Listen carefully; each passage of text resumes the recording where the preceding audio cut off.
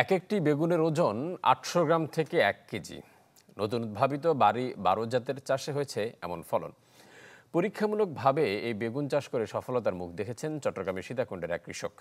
কৃষি বিজ্ঞানীরা বলছেন এই জাতের বেগুনের ফলনও বেশ ভালো। ঢালাইয়ে দৃঢ়তা, নির্মাণে নিশ্চয়তা, প্রিমিয়ার সিমেন্ট, ঢালাইয়ের রাজা।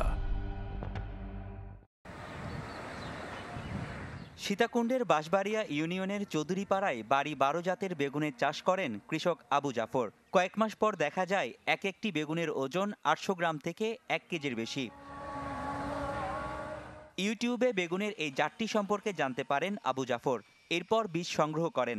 পরিবেশ ও মাটির উপযুক্ততা নিয়ে সংশয়ের মধ্যেও ১,২০,০০০ টাকা খরচ করে ৮৫ শতক জমিতে শুরু করেন বেগুন চাষ।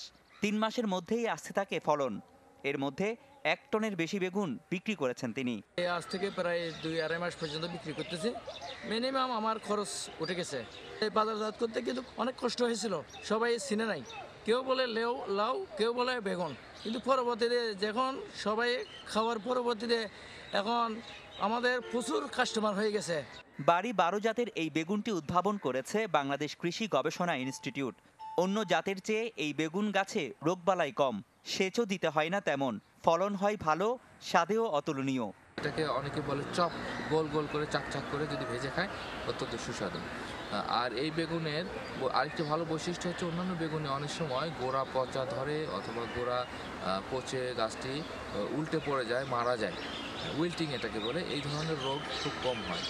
আগস্ট সেপ্টেম্বরের দিকে বেগুনটা লাগাতে হয় এবং লাগানোর ১০০ দিনের মধ্যে সে ফল পেয়ে থাকবে এবং এটা ফল বাজারে বিক্রি করবে।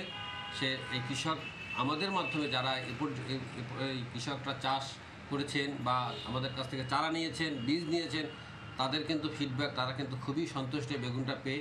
এই জাতের বেগুন চাষ করে প্রতি হেক্টর জমিতে ৫০ থেকে ৬০ টন ফলন পাওয়া সম্ভব বলে জানান কৃষি কর্মকর্তারা।